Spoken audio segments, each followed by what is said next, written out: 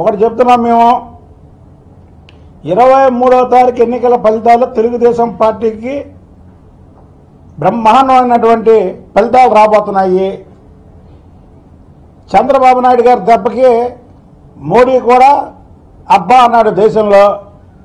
ఇవాళ చంద్రబాబు నాయుడు గారు ఎన్డీఏ నుంచి బయటకు వచ్చి ధర్మ పోరాటం చేస్తున్నప్పటి నుంచి మనందరం చూస్తున్నాం. ప్రతి రాష్ట్రంలోకి మోడీకి ఎదురుగాలి వేస్తుంది. మోడీ మళ్ళీ ఆయన పవర్ బ్రోకరేజ్ పనులు చేసుకుంటూ తిరుగుతుంటాడు. ఇక విజయసాయి రెడ్డి గురించి అయితే ఎప్పుడైతే వీళ్ళని కాపాడుతున్నటువంటి ప్రధానమంత్రి మోడీ, రాజకీయ నాయకులు ప్రజాధనాన్ని దోచుకున్నటువంటి వ్యక్తులను జైల్లో పెడతాను, ఆ ప్రజాధనాన్ని ప్రజల ఖాతాల్లోకి జమకూరుస్తానని అబద్ధాల వాగ్దానాలతో పదవి గద్దెక్కినటువంటి ప్రధాని మోడీ, ఆయన దిగిపోయి భారతదేశంలో వేరే ప్రధాని అవగానే ఇలా కేసులు త్వరగా పూర్తవుతాయి. మళ్ళీ ఈ విజయసాయిరెడ్డి, పెట్రోల్లో మురుగుతున్నటువంటి విజయసాయిరెడ్డి, ఇతను మళ్ళీ జీవితాంతం చెప్పకూడదు. మొన్న రిమాండ్లో ఉన్నాడు కాబట్టి 15 నెలలే చెప్పకూడదు అన్నాడు. జీవితాంతం ఈయన చెప్పకూడదు అంటాడు. ఆయనకేమో సంకల సంచి, ఈయనకేమో జైల్లో చెప్పకూడదు. ఈ రెండింటితో మే 23న ఈ మురుగుడికి ఆ రోజు మాత్రం శుభం కాటుపడిద్దని తెలియజేస్తున్నా.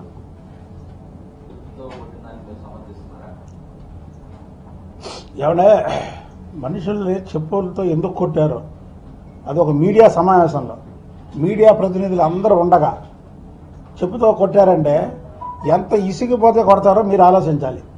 ఇవాళ ఆంధ్ర రాష్ట్రానికి ఎలాంటి సహాయం చేయనటువంటి ప్రధానమంత్రి మోడీ, అలాంటి మోడీకి తుత్తులుగా వ్యవహరిస్తున్నటువంటి జీవీఎల్ని కానీ విజయసాయిరెడ్డి లాంటి వాళ్ళని మీరు కూడా ఈ రాష్ట్రంలో ప్రజలే, విలేకరులుగా ఇక్కడ ఉన్నటువంటి మీరు కూడా ఈ రాష్ట్రంలో ఉన్నటువంటి ప్రజలే.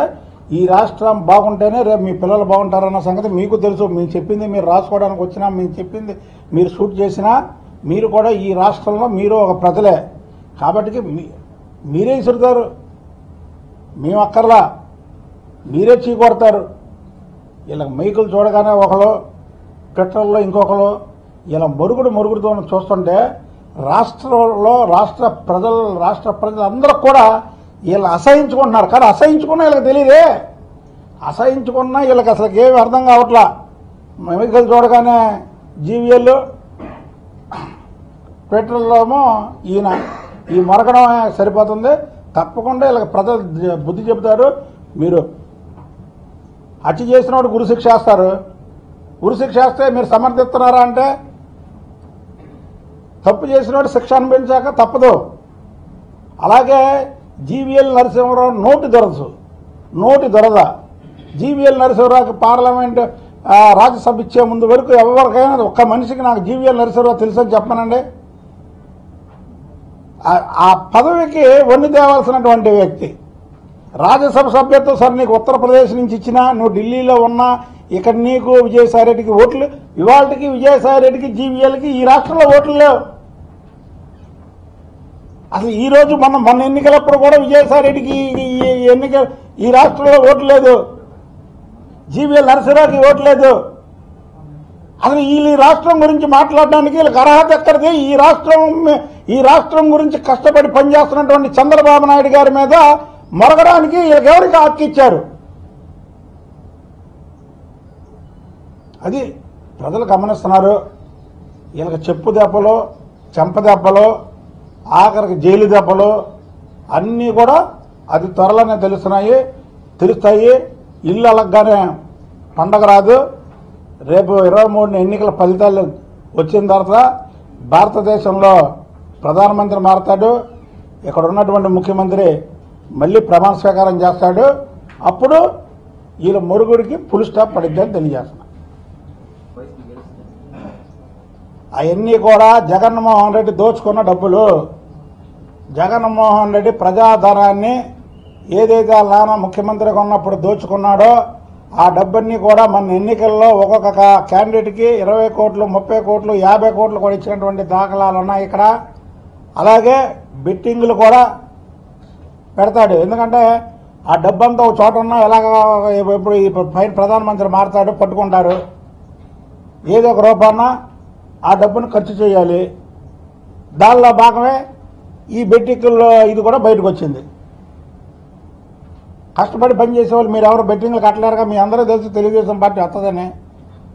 మీరు పందెం కడితే ఒక 500 1000 రూపాయల పందెం కట్టగలరు, నేను కడితే ఒక 20,000 30,000 పందెం కట్టగలను. జగన్మోహన్ రెడ్డి ప్రజాధనాన్ని దుర్వినియోగం చేసి ప్రజాధనాన్ని దోచుకున్నాడు కాబట్టి కోట్ల మీద కడతాడు. కాబట్టి ఆయన ఏదో రకంగా డబ్బు ఖర్చు పెట్టాలి. ఆయన డబ్బు ఏదో రకంగా ఖర్చు పెట్టాలి. అది ఎన్నికల్లో చూసాం మనం. కోట్లాది రూపాయలు ప్రతిపక్షంలో ఉండి కోట్ల రూపాయలు ఎక్కడి నుంచి తీసుకొచ్చాడు జగన్మోహన్ రెడ్డి? మంచి ప్రశ్న అడిగావు.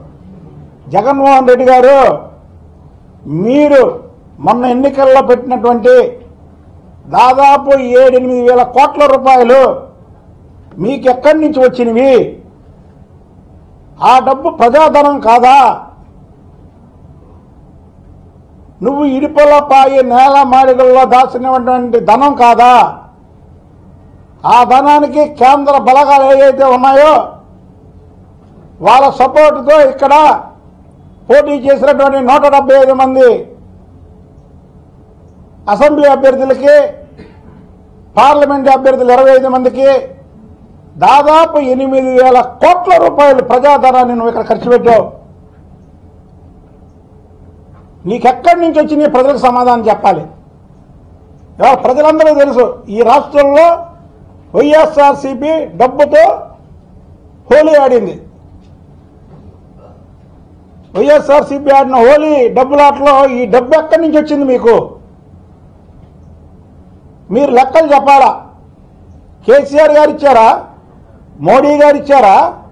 ఇడుపులపాయలో ఉన్నటువంటి నేల మాడుగుల్లో దాచినటువంటి ప్రజాధనాన్ని తీశారా? మీరు దోచుకున్నటువంటి ప్రజాధనాన్ని మళ్ళీ ఒకసారి బయటికి తీశారా? మేము ఎప్పటి నుంచో చెబుతున్నాం, ఇడుపులపాయలో బోల్ డబ్బు ఉంది, ఇడుపులపాయలో బోల్ డబ్బు దాశారని. ఈ బీజేపీ ప్రభుత్వం వచ్చిన తర్వాత ఇడుపులపాయల్లో ఎక్కడా కూడా సోదాలు జరగల. ఈ డబ్బంతా ఇడుపులపాయలో దాచుకున్నాడు. మొన్న ఎన్నికలకి దాదాపు 8,000 కోట్లు ఖర్చు పెట్టారు. ఈ బెట్టింగ్లు కాస్తారు, ఏదన్నా చేస్తారు, రేపు మాఫియా దిగుతుంది, ఇవన్నీ చేస్తారు. ఈ 32 రోజులు ఈ సినిమాలు కంట్రోల్లో పెట్టుకున్నారు.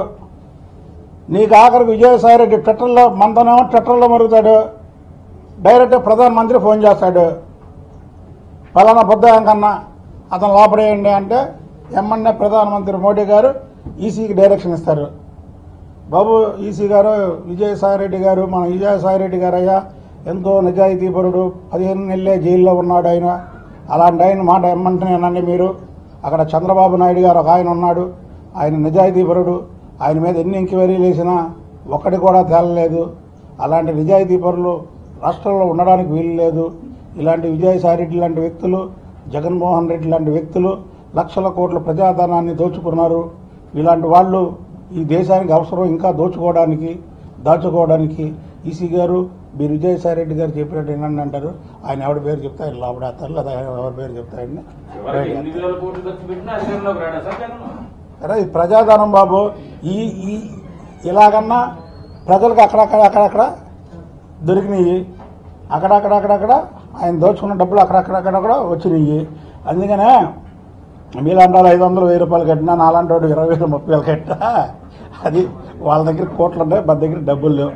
అది అంటే చెప్తున్నావు నాన్న. ఏనా నోట్లు మార్చుకోరు, ఎప్పుడు రద్దయినాయి తమ్ముడు? కరెక్ట్, మంచి ప్రశ్న వేసావు. నిజమే, సీరియస్గా మాట్లాడాలి. ఆయన ఒక ప్రశ్న వేసి మొత్తం జగన్మోహన్ రెడ్డి చరిత్ర బయట తీశాడు.